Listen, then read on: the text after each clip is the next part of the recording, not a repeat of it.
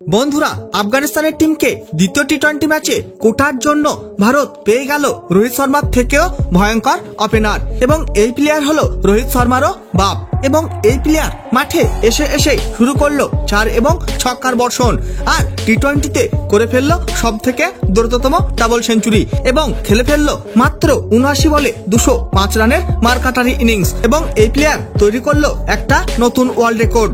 আপনারা যদি জানতে চান যে কে এই ভয়ঙ্কর প্লেয়ার, তাহলে বন্ধুরা ভিডিওটি লাইক করুন এবং চ্যানেলটাকে সাবস্ক্রাইব করে রাখুন। বন্ধুরা, এই সময় খেলা হচ্ছে ভারত এবং আফগানিস্তানের মধ্যে 3টি টি-20 ম্যাচের সিরিজ। তার মধ্যে প্রথম টি-20 ম্যাচ খেলা হয়ে গেল ভারত এবং আফগানিস্তানের মধ্যে মোহালির মাঠে এবং এই প্রথম টি-20 ম্যাচ 6 উইকেটে বিশাল বড় ব্যবধানে জিতে নেয় টিম ইন্ডিয়া আফগানিস্তানকে হারিয়ে।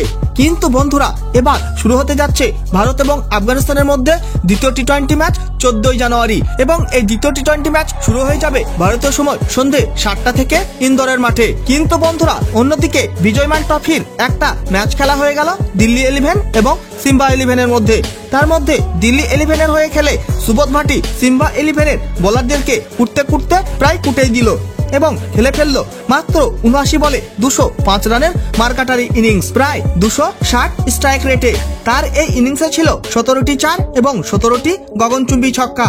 বন্ধুরা, 17টি 4 এবং 17টি ছক্কাকে যদি টোটাল করা হয় তাহলে সুবোধ ভাটি খেলে ফেললো 34 বলে 170 রানের ইনিংস আর এইভাবে সুবোধ ভাটি করে ফেললো টি-20তে সব থেকে দ্রুততম ডাবল সেঞ্চুরি এবং তৈরি করলো একটা নতুন ওয়ার্ল্ড রেকর্ড।